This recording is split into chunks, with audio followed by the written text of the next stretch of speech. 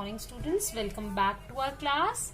Students, probably this is going to be your last lecture on ray optics, and today we are going to discuss about the reflecting type of telescopes. Refracting type of telescopes, that is astronomical telescope, and terrestrial telescopes have already been discussed with you by Pooja ma'am. Microscopes have been done with you by me, and today I'm going to tell you something about reflecting types of telescopes. We need not to derive any kind of formula for these types of telescopes, because the formula remains the same as it is for the refracting type of telescopes.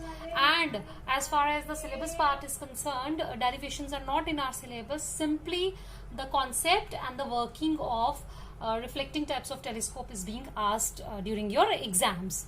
So first of all, because so far you have already been acquainted with the microscopes and telescopes, and you all might be knowing that for what purpose we use microscope and for what purpose is telescope being used.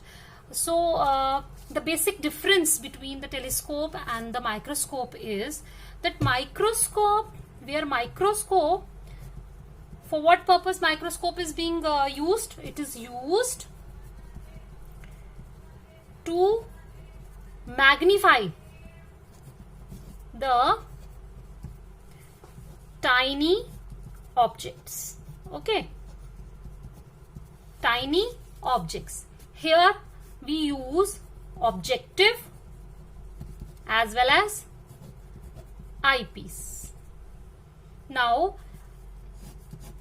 please concentrate on this, that we have to magnify the tiny objects, means the image which is being seen from the eyepiece, that is magnified. So if we say that the magnification, your linear magnification of microscope is 2000, it means the final image that is being seen from the the eyepiece of the microscope has been magnified 2000 times.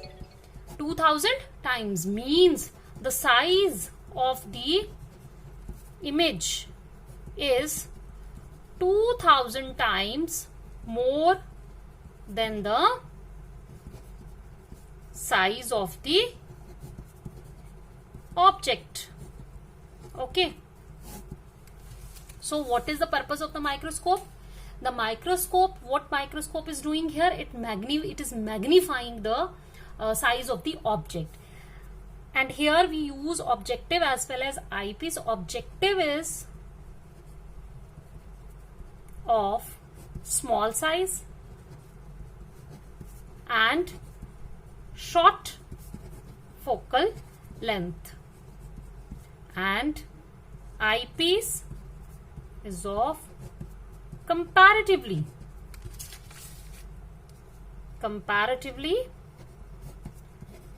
larger size and large focal length. This was all regarding the microscope. Now let us come to the telescopes. So you know for what telescope is being used? Telescope is used for viewing what? Distant objects. Which distant objects? Like moon, stars, planets, etc. So all of you know that moon, stars, planets, they all are very large in size, but when we are seeing it from the surface of the earth, that they appear to be small to us. So telescope, what is telescope doing here? When we view some heavenly body through the telescope, what is telescope doing? Telescope is increasing the visual angle on our eye. Basically, when we are standing on the surface of the earth and viewing something in the sky, like a moon or stars or planets, etc., without the aid of a telescope, that object appears very small to us. Why? Because the distance is greater. Distance बहुत ज़्यादा है, and the distance being larger from us subtends a very small angle on our eye. ठीक है, for example ये देखिए, suppose this is some object which is lying at a very large distance from the eye, and this is the eyeball. ठीक है. Now let us say this is a ray which is coming from the distant object, and this is the angle which it is subtended on our eye. ठीक है. तो here we will get the image of this object. ठीक है. ये हमारा यहाँ पे image form करेगी. This is our retina. मैंने ये पहले भी आपको बताया था कि जो भी ऑब्जेक्ट हम देखते हैं उसकी इमेज हमारी आंखों की स्क्रीन पर फॉर्म होती है, and that screen is known as retina. The object is lying at a very large distance from the eye. This is the angle which is the object is subtending on the eye. ठीक है. ये angle बहुत small है जिसकी वजह से image हमें बहुत छोटी नजर आती है. जितना ये ऑब्जेक्ट दूर होता जाएगा उतनी ही ये इमेज छोटी होती जाएगी. नाउ लेट अस से कि हमने क्या किया, उस ऑब्जेक्ट को पास लाया. Now this is very close to the eye. तो आप देखिए यहां क्या हुआ, ये जो एंगल इसने सबटेंड किया वो बढ़ गया. अगर एंगल बड़ा है तो ऑब्वियसली क्या होगा, इमेज भी बढ़ेगी. तो जितना आप ऑब्जेक्ट को पास लाते जाओगे उतना ही विजुअल एंगल जो ये सबटेंड करेगा आई पर वो बढ़ता जाएगा और इमेज जो है वो हमें बड़ी नजर आएगी. तो what is the meaning of magnification in telescope? Telescope में मैग्निफिकेशन का मतलब क्या है? It is not the same as in the case of the microscope. Microscope में हम कहते हैं magnification means the size of the image is larger than the size of the object. मतलब अगर 2000 है तो वो 2000 टाइम्स बढ़ गया. लेकिन टेलीस्कोप में वो इमेज के साइज को नहीं बढ़ाती. It is only increasing the visual angle. वो क्या करती है, वो ऑब्जेक्ट को दूर से पास लाके रखती है. ये ऑब्जेक्ट जो बहुत दूर है, जो ऑब्जेक्ट इन्फिनिटी पे लाई करते हैं, उनको टेलीस्कोप जो है वो पास लाके रखता है आई के. विजुअल एंगल बढ़ जाता है. विजुअल एंगल बढ़ने से उसकी जो इमेज है वो हमें बड़ी नजर आती है. बिकॉज जिन चीजों को हम, बट व्हेन वी से magnification, when we talk about magnification in case of the telescope, it just means that the increase in the visual angle. If I say that the telescope has a magnifying power of 2000, it means that it is being able to increase the visual angle by 2000 times on our eye. Because with the increase in the visual angle, the size of the image gets increased. ठीक है. This was all what I have to tell you about the difference between the microscope and telescope. And one more thing I just remember, that about the size of the objective and the eyepiece. Here the objective used should be of large aperture, not only a large but very large aperture. Why? Because the object is lying at a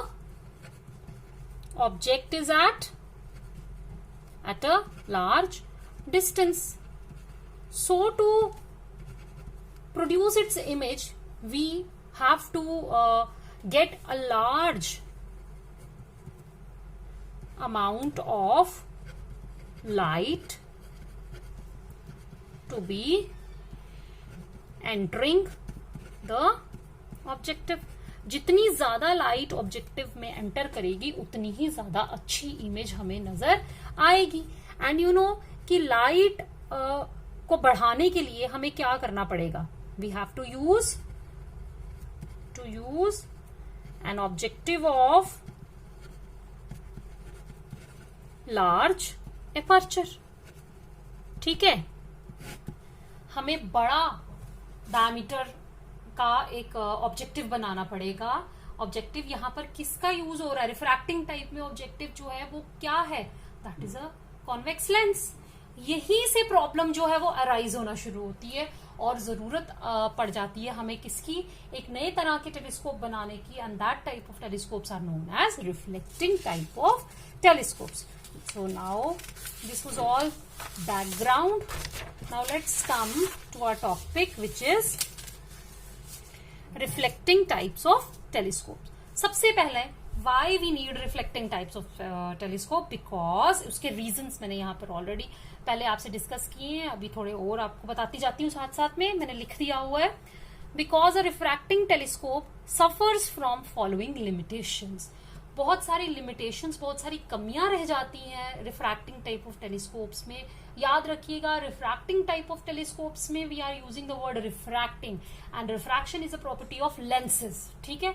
और जो दूसरा word मैं use कर रही हूं that is reflecting type of telescopes, and reflection is the property of mirrors. तो refracting type of telescopes में objective and eyepiece, ठीक है, दोनों क्या रहते हैं हमारे, लेंसेज. लेकिन रिफ्लेक्टिंग टाइप ऑफ टेलीस्कोप्स में हमारे जो ऑब्जेक्टिव है, ऑब्जेक्टिव मीन्स जिसने की ऑब्जेक्ट से लाइट को एंटर करवाना है, लाइट गैदर करनी है, that is not lens but a mirror. ठीक है. आई पीस दोनों में वही रहेंगे सेम. जैसे जैसे हम करते जाते हैं the things will be clearer to you.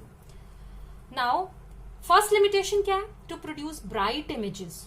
कैसी image, bright image of distant objects, the objective lens must have large aperture to allow more light. मैंने अभी पीछे आपको बता दिया कि क्योंकि ऑब्जेक्ट हमारा बहुत दूर है, उसकी एक ब्राइट इमेज बनाने के लिए हमें बहुत ज्यादा लाइट चाहिए जो वहां से एंटर करे, तभी हमारी इमेज जो है वो ब्राइट बनेगी.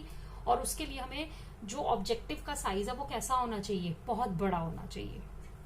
अब प्रॉब्लम क्या आती है कि रिफ्रैक्टिंग टाइप ऑफ टेलीस्कोप्स में हम लोग यूज कर रहे हैं क्या, लेंसेज. तो जो अपर्चर है, जो ऑब्जेक्टिव है, वो भी क्या होगा हमारा, लेंस होगा. और बहुत बड़े साइज की लेंस बनाना जो है that is not a very easy thing. Construction and grinding of large lenses is very difficult and costly.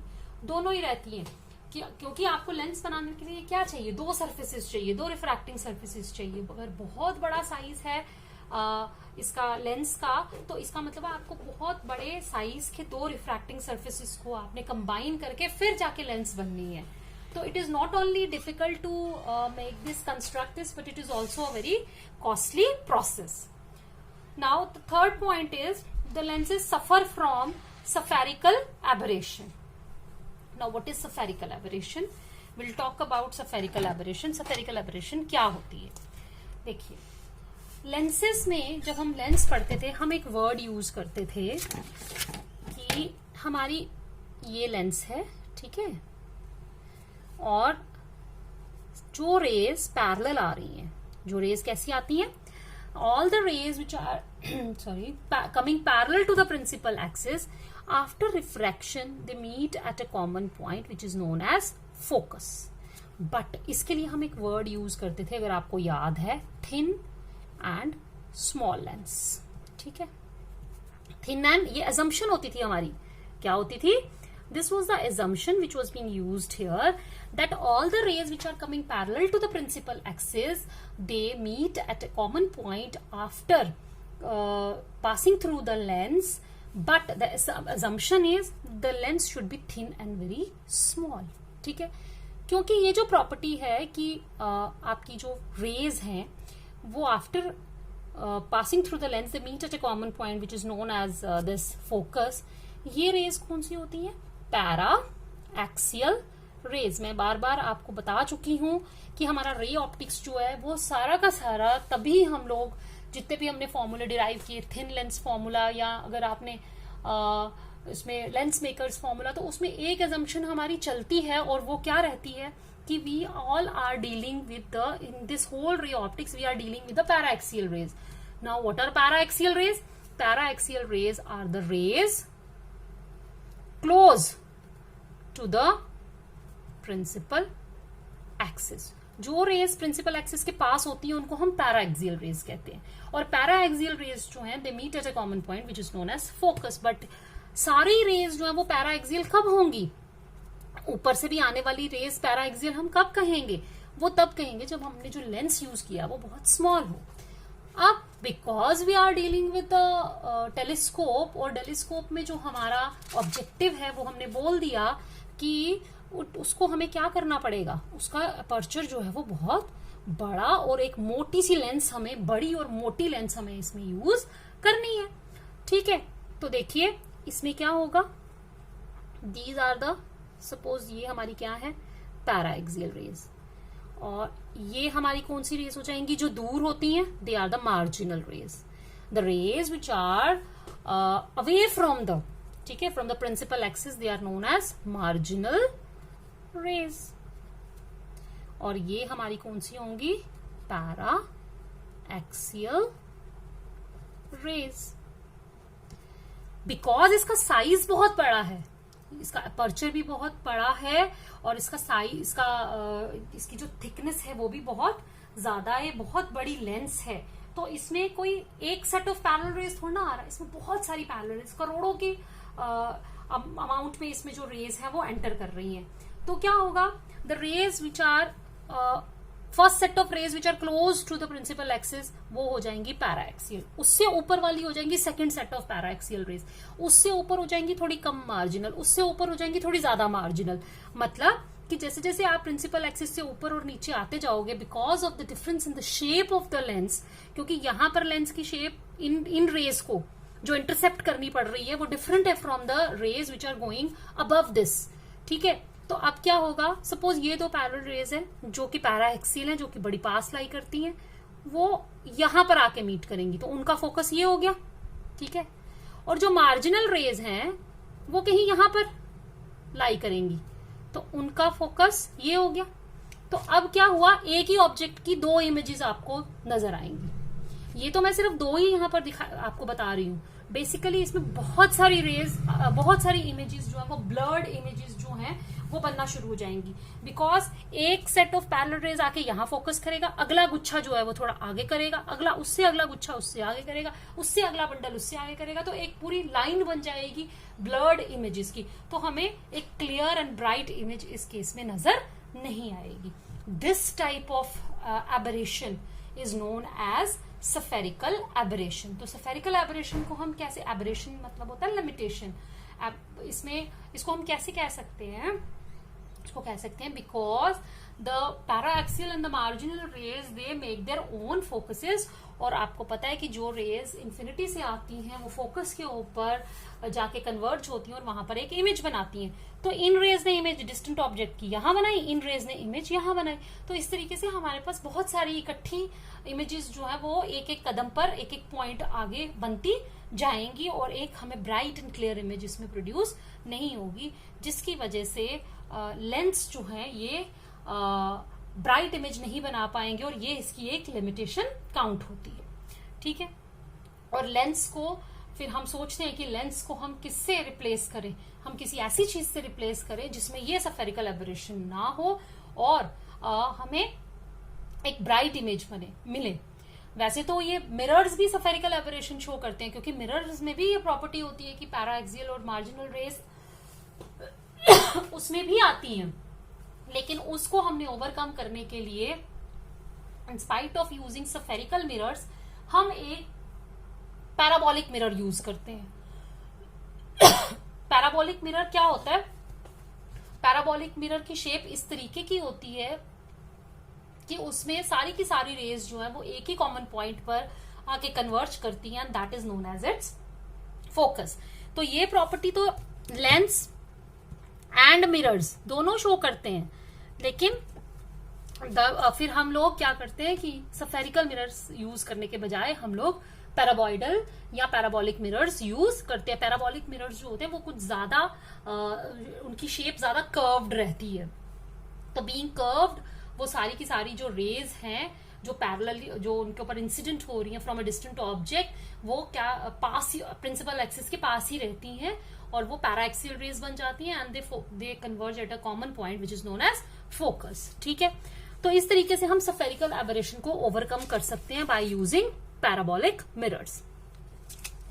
अब आया the lenses suffer from chromatic aberration. Chromatic word आपको पता है किसके लिए यूज किया जाता है? कलर के लिए। तो कलर का मतलब क्या है कि लेंसेज हैं, आपको पता है लेंसेज की प्रॉपर्टी क्या है? टू क्या करना इसको? लेंसेज क्या करती हैं? टू रिफ्रैक्ट, ठीक है, रिफ्रैक्ट करेंगी। सपोज मैंने ये आपका एक लेंस ड्रॉ किया, ठीक है। अब क्या होगा? You know white light has 7 colours, ठीक है, we know each colour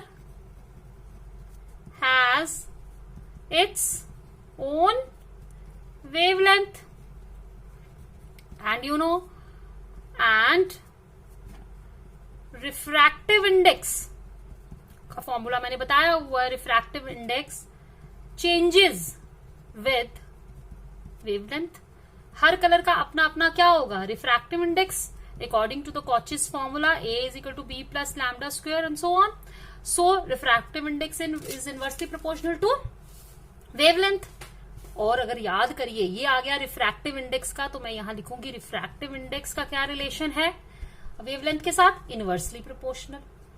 now comes deviation. याद है किसी को डीविएशन का फॉर्मूला, म्यू -1 इंटू ए, यानी कि deviation is directly proportional to किसके, रिफ्रैक्टिव इंडेक्स के. तो यहां से हम लोग कंक्लूड करेंगे कि deviation is inversely proportional to lambda. ठीक है, ये सारा मैं पढ़ा चुकी हूं आपको ऑलरेडी कि हर कलर की अपनी वेवलेंथ होती है. वेवलेंथ के साथ how the refractive index changes, refractive index के साथ हाउ द डीविएशन. डीविएशन कब होती है, when a light enters from one medium into another medium, the path of the different colors changes according to its refractive index. उनका हर एक का path जो है वो अपने अपने रिफ्रैक्टिव इंडेक्स के कारण चेंज होता है, क्योंकि वेलोसिटी उसमें डिफरेंट आती है. डिफरेंट वेलोसिटीज होने के कारण वो अपना अपना पाथ चुनती हैं, और जब अपना अपना पाथ हो जाता है तो डिविएशन डिपेंड करती है रिफ्रैक्टिव इंडेक्स पे. तो जिसका रिफ्रैक्टिव इंडेक्स ज्यादा होता है उसी की डिविएशन भी ज्यादा होती है. Now let's come to the point कि आप मुझे बताओ वेवलेंथ किसकी ज्यादा है. Red is more than violet. ठीक है, और आपको पता है डिविएशन इज इनवर्सली प्रोपोर्शनल. तो डिविएशन ऑफ किसकी, red will be less than the deviation of violet. ठीक है, तो वॉयलेट कलर जो है वो ज्यादा डिविएट होता है और रेड कलर जो है वो कम डिविएट होता है. अपने देखो क्या होगा, ये जाएंगी, जब ये इसमें से पास करेंगी तो हर कलर क्या करेगा, अपना अपना फोकस बनाएगा. क्या करेगा, अपना अपना फोकस बना लेगा. देखो क्या होगा, अभी हमने डिस्कस कर लिया कि कैसे डिविएशन जो है वो वेवलेंथ के साथ एसोसिएटेड है. तो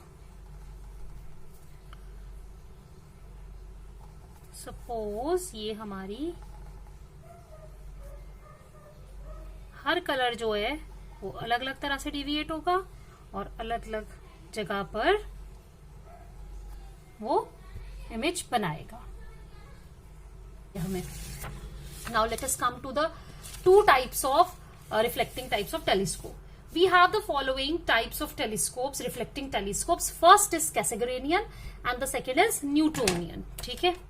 Now what is Cassegrainian and what is reflecting? Sorry, what is Newtonian? वो हम बारी बारी डिस्कस करेंगे.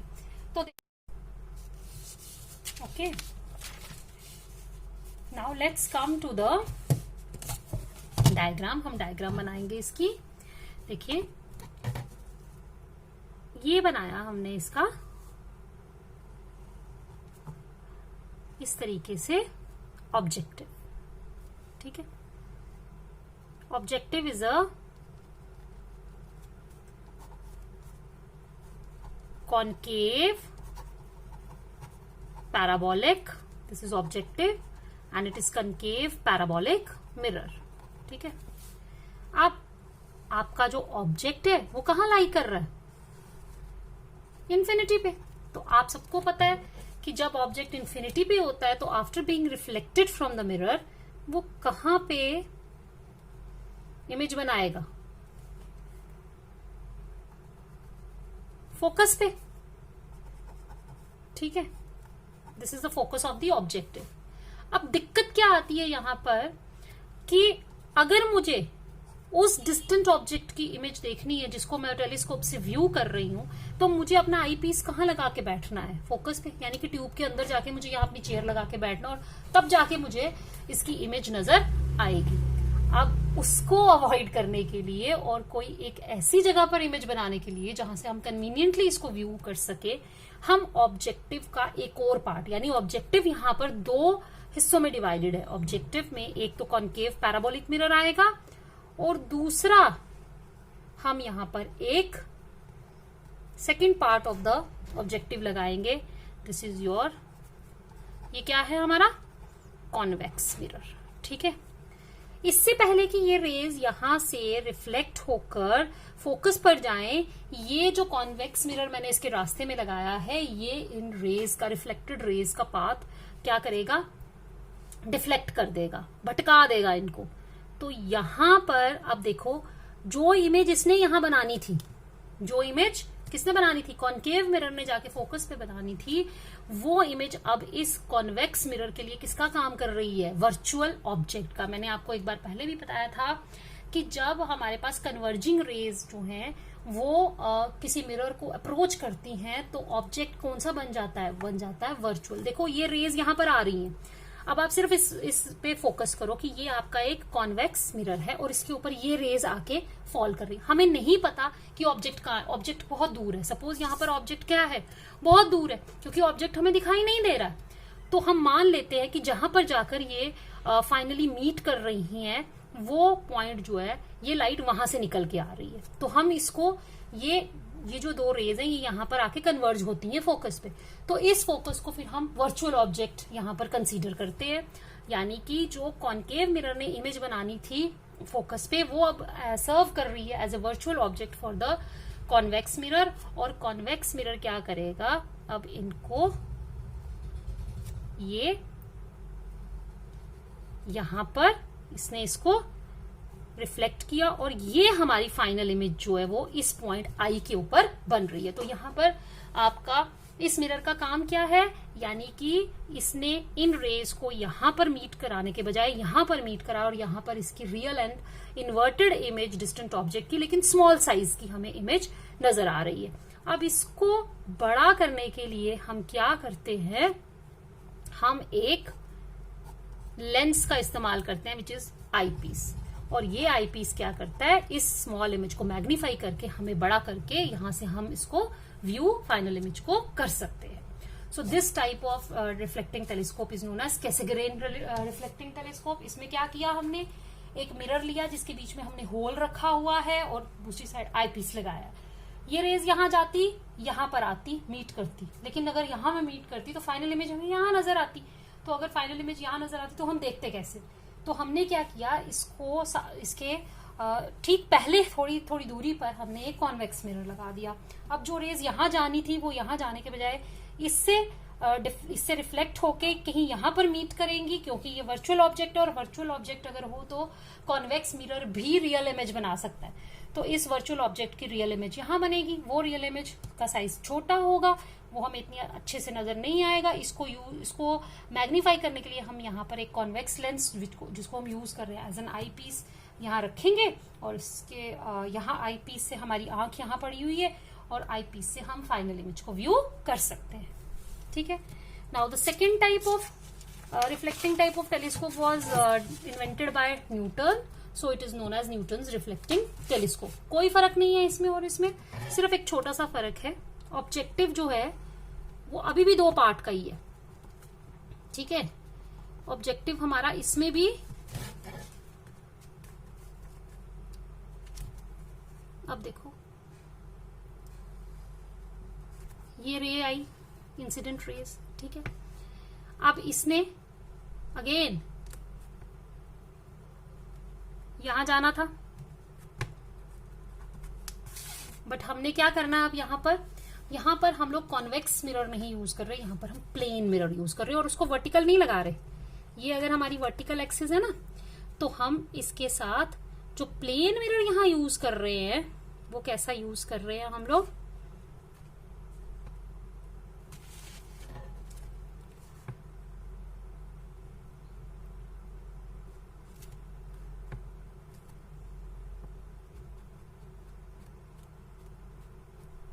ठीक है, ये मेरा concave parabolic mirror objective part 1, और ये मेरा आया प्लेन मिरर। ठीक है, सेम वही, इसने यहां जाना था लेकिन ये नहीं गया। अब यहां पर जो इसने इमेज बनानी थी वो सर्व करेगी as a virtual object for the plane mirror. आपको पता है प्लेन मिरर इमेज कैसी बनाता है? प्लेन मिरर में जितना ऑब्जेक्ट इसके आगे होता है उतना ही इमेज इसके पीछे आती है। तो ठीक है, ये पॉइंट मेरा निकल जाएगा। हमें उसको ड्रॉ करने के लिए क्या करना पड़ता है? परपेंडिकुलर डिस्टेंस ड्रॉ करना पड़ता है। तो जितना मैंने इधर लिया उतना ही इधर लिया। इसका मतलब है इस ऑब्जेक्ट की फाइनल इमेज कहीं, जो ये वर्चुअल ऑब्जेक्ट है, इसकी फाइनल इमेज यहां बनेगी। इसका मतलब है कि दो रेज जो मेरी इसके ऊपर आ रही थी,